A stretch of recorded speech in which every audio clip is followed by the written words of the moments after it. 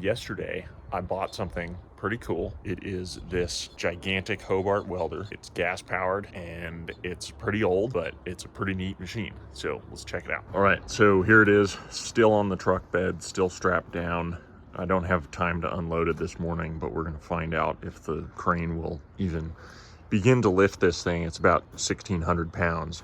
So it is a Hobart GCC 300W, made in August of 1979, and it weighs 1,600 pounds. As I said, there's a healer for scale. This thing's about 4 feet tall, almost, not quite 4 feet tall, but 5 feet long, about 2.5 feet wide, somewhere in there. Runs 300 amps at, the guy said 30 volts when you're welding. So can go up to 300 amps, and it is quite the machine. I think the one thing that I'm kind of disappointed in is it only has 110 volt AC, has a couple different outlet styles. There is no 240, 220, whatever you want to call it, unfortunately.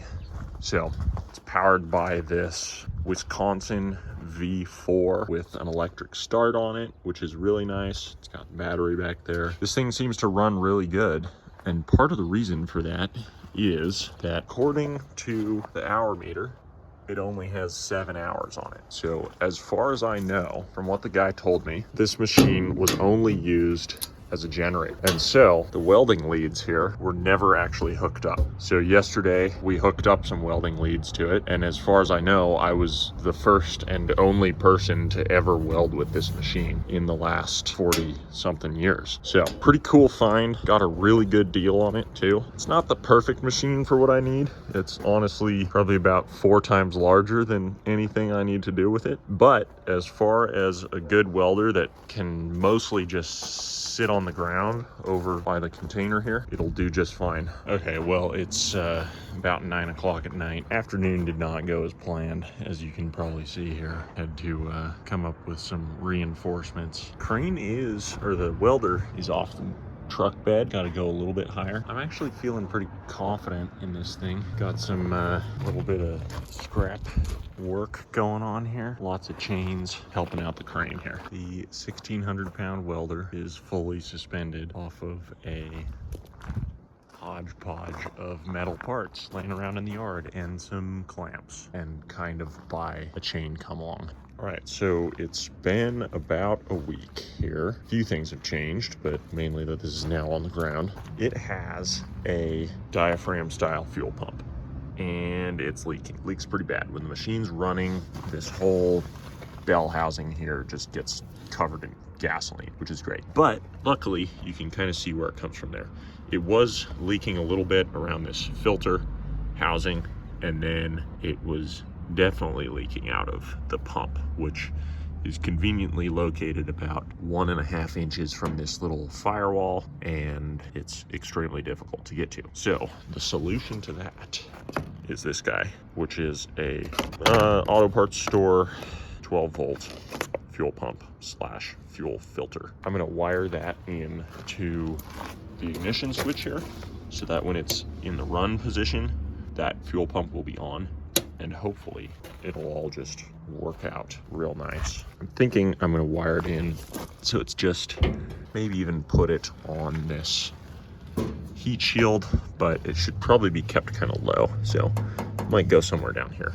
So whoever designed this thing did not have maintenance accessibility in mind. If you look back here, right there, that's about, well, about 1/2 inch. This is a flathead screw. And so to take this firewall off, I think I just have to take off this exhaust manifold. So maybe that's their definition of accessibility. Anyways, we're gonna start by trying not to do that.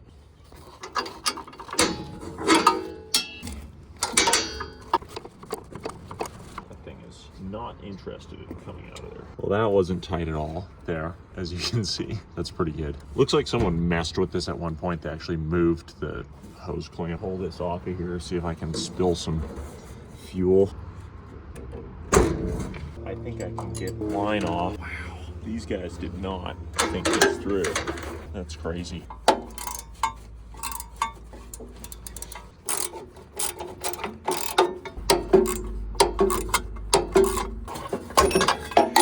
Look at that. Cool. There's definitely a reason why this thing is not going back in.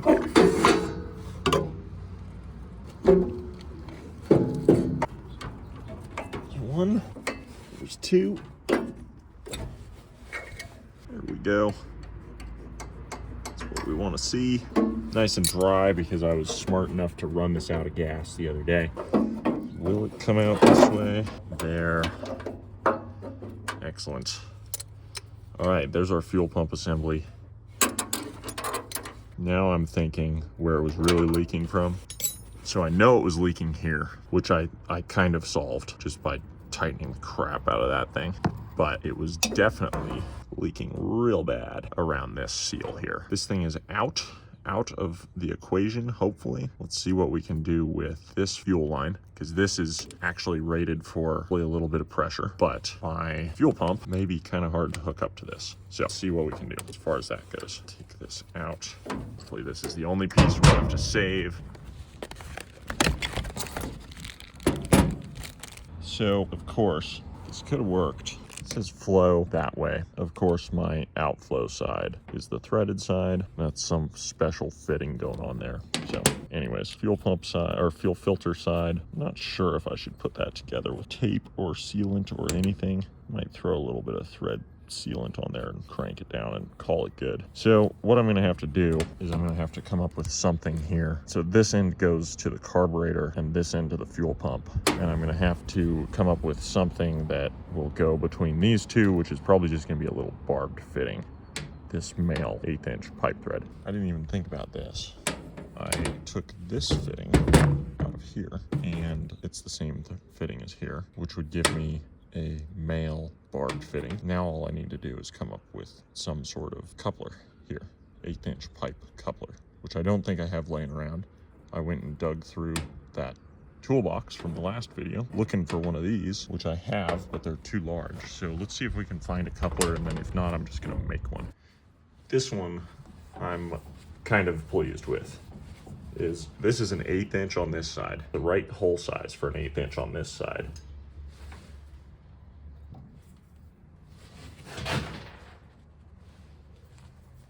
This isn't going to be right in any way, shape, or form, because you're really supposed to go about 2/3 of the way up the top.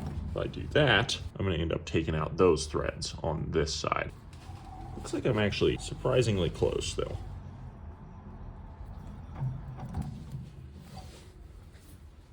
Old crusty threads on this side, brand new shiny threads on that side. All right, got some Blue Monster pipe thread sealant. Hopefully I can even get it open. Not mixed up anymore, but oh well, it'll work. It says it's formulated for gasoline.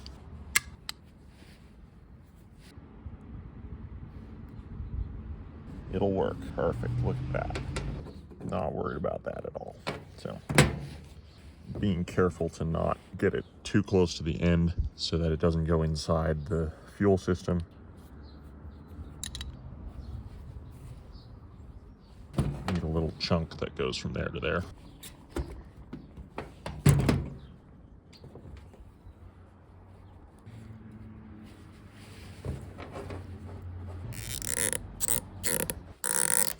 Classic move you forget.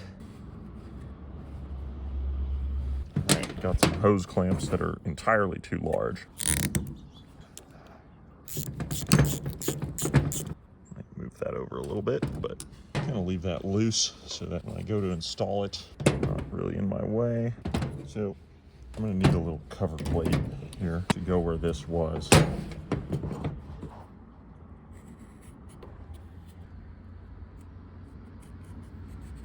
Something like that.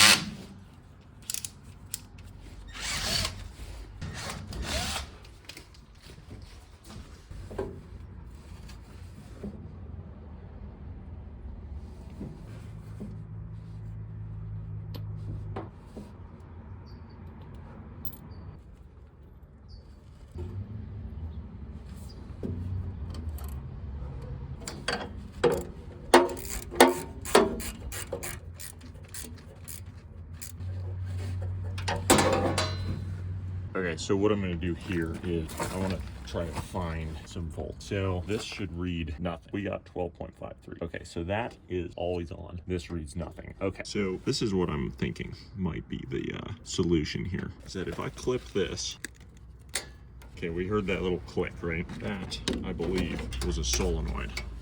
If I take this, yep, okay, I get 12 volts. Okay. So if I tie into this wire here, let's confirm that. Flip it to off, and I've got nothing. Good.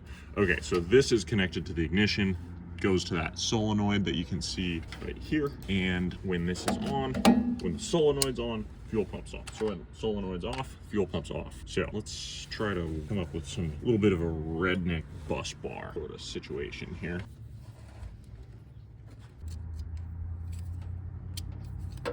Okay, I found one screw.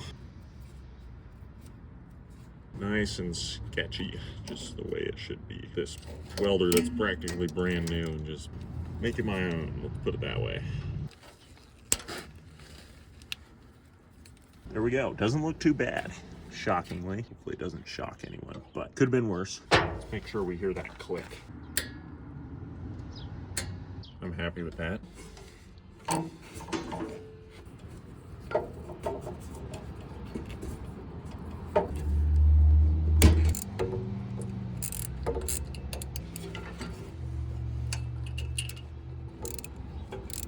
Okay, we should hear this thing do something if I flip it to the on position. So let's find out. Yep, sounds like a fuel pump to me. Let's clean all this up and then we'll start this thing. All right, we got our switch put back, got our fuel pump wired in. It's not mounted. I really don't know what I want to do there yet. I think I need to replace this fuel line before I go and do that. I need to replace this. No catastrophic fuel leaks going on in there yet. We've got fuel pressure, it sounds like. Give it a little bit of fuel.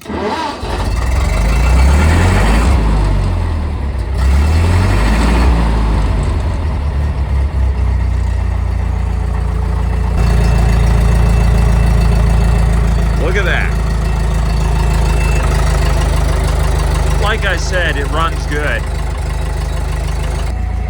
This throttle's really cool because, so it locks. I'm sure these are on other machines. I've never seen one before. So it locks, and then to go full throttle, which I think was really smart of them, you actually push it in. You may recognize this from a previous video. So what I ended up doing here was shrunk this together. Right? So in the first video, I bored this taper out, put these threads on it, got it so it fit on the lathe. What I'm about to do now is probably gonna ruin that it fits on the lathe. So I might have to actually polish this out because I assume what's gonna happen, I'm gonna weld around here and this is actually gonna contract, which is gonna change the taper. So it won't fit on the lathe. But anyways, let's set this up and I'm gonna do a little bit of welding on this.